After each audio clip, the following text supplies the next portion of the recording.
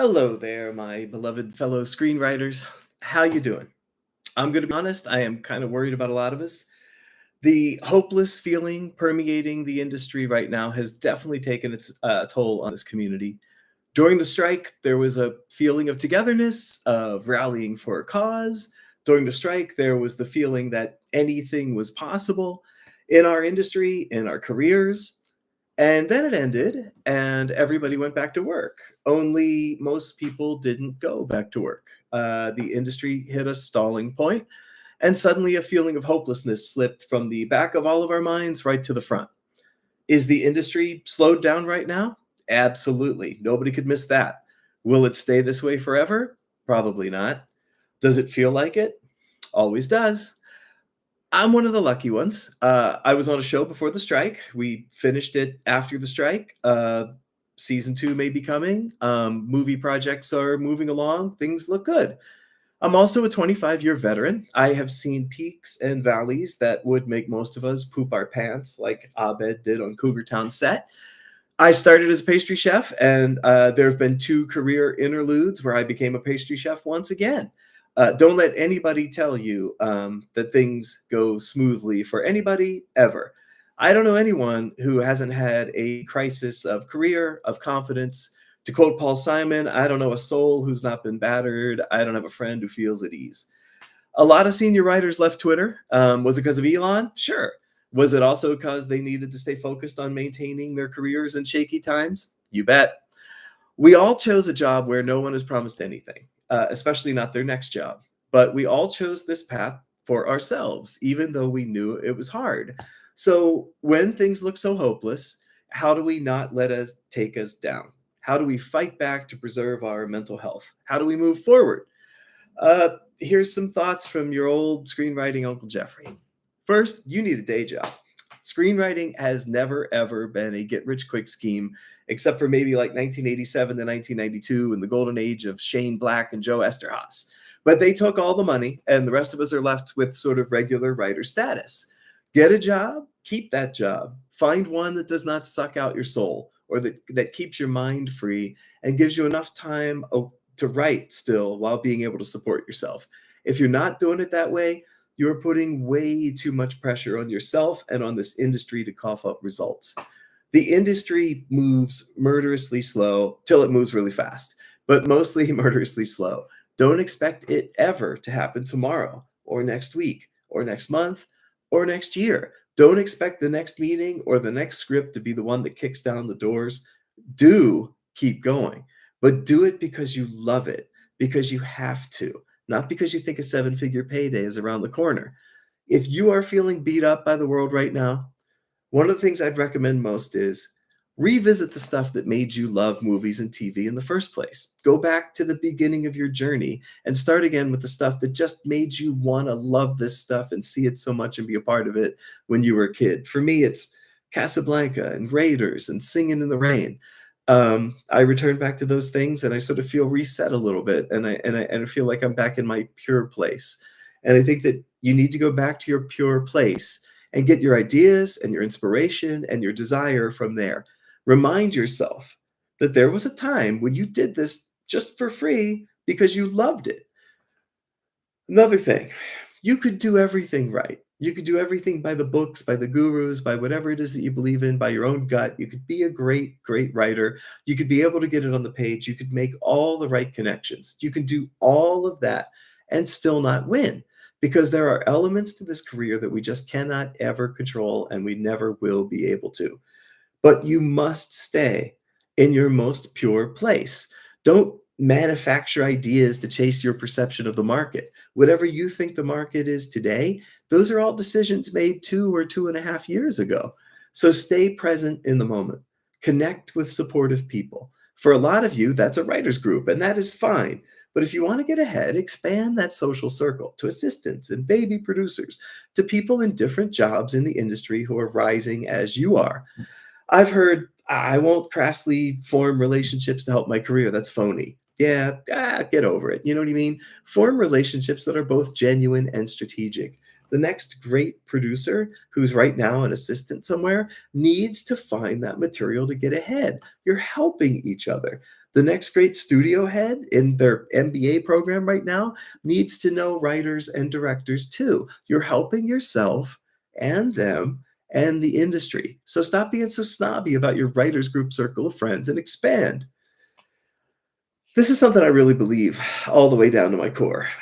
Get your self esteem and your happiness from other places besides this industry, outside of it completely. Most people do their best work before they ever turn pro. Spinoza did all of his writing while he was working as a lens grinder. Per Ghostbusters, Einstein did his best work as patent clerk. Like I said, I was a pastry chef. If screenwriting is your soul, but it's not your moment to moment, day to day survival, you are going to land in a much healthier mental place to weather the ups and downs of the industry.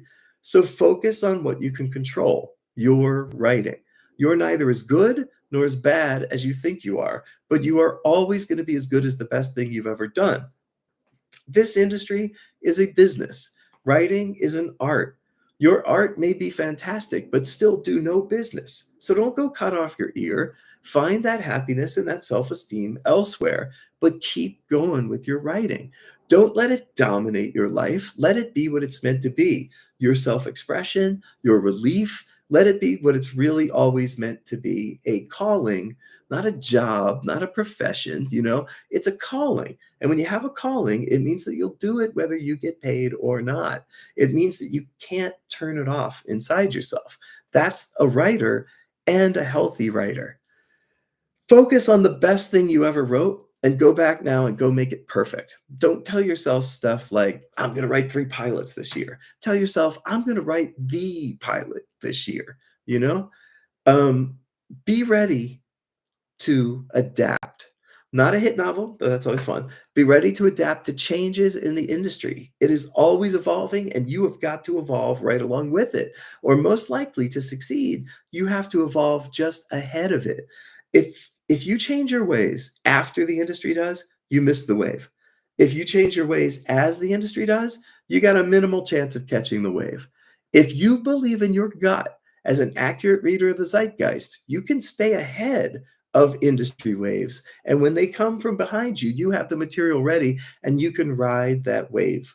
I looked up a lot of stuff about hopelessness and well-being and mental well-being. And there was a couple of things that really resonated for writers.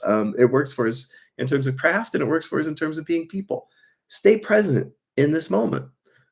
Connect with supportive people. Talk about what's going on inside your head. Don't keep it all bottled up.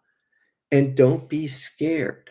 Fear of change, fear of the industry, fear of the blank page, all those are going to do are hold you back. You got to be bold. We all know that, fortune favors the bold, right? I think it was Colin Farrell who said that. Well, look at it this way. You've already taken a massive chance with your life just by being a screenwriter. You're a risk taker. So ameliorate the risk a little bit by limiting your fervor for success and reinvent and relish in your fervor to write amazing stuff. It sounds disingenuous, I know, okay? But when you do that, when you stop worrying about contests and hosting and querying, when you worry about the page and you perfect your technique on the page, somehow the good things follow. You can't force the universe. We aren't that kid in Twilight Zone who can make things happen. So how do we manufacture our success when so much of it depends on luck? We stop worrying and we stay ready. We're not all going to make it. Most of us are not going to make it. And those of us who do won't last long because dirty inside secret, sales 2, 3, and 4 are sometimes harder than sale 1. The pressure you're feeling and the hopelessness that you're feeling, it's coming from not feeling a sense of control. It's from feeling left out, from feeling like you can't plug yourself into this studio system or this industry. Easy to say, hard to do, but let it go. Just do the best you can on the page every single time, and the rest will follow mostly. There's no guarantees. I started in this business with a group of maybe 10 other people who moved here around the same time from Baltimore to try and crash the industry. Of those people, 2 of us are still writers. One more works on the technical side, several are dead, and the others went back home and did other careers. And those others were among the most raw, purely talented, but they lacked some X factor that allows you to be good on the page and play the game. And if you ask me, it's because too many people are trying to play the game and to succeed before they're mastering that part about the page. Or they're more worried about the hustle than the typing, you know? So don't make that mistake. Amazing things can only happen business-wise if you've done everything to your absolute limit talent-wise. It's again, sounds like a disconnect, but it's true. What's the bottom line? There's always gonna be an industry, there's always gonna be movies, there's always gonna be TV shows as long as there's an audience for this stuff. We crave this stuff, they're gonna make it. So talk to your people. Listen to your true, genuine inner muse, your gut. Don't assume it's going to happen tomorrow or even soon or even ever. Do it only if you love it. It shows on the page and it shows on the screen when you do. Take care of yourself along the way. Be kind to yourself. Maybe check out of the pressure cooker of social media where it seems like everything's happening for everyone else and free your mind to do your best work. And I promise, if it's going to happen for you, that'll make it happen. So thanks for being here. And for real, best of luck to us all. And just go get it. Thanks.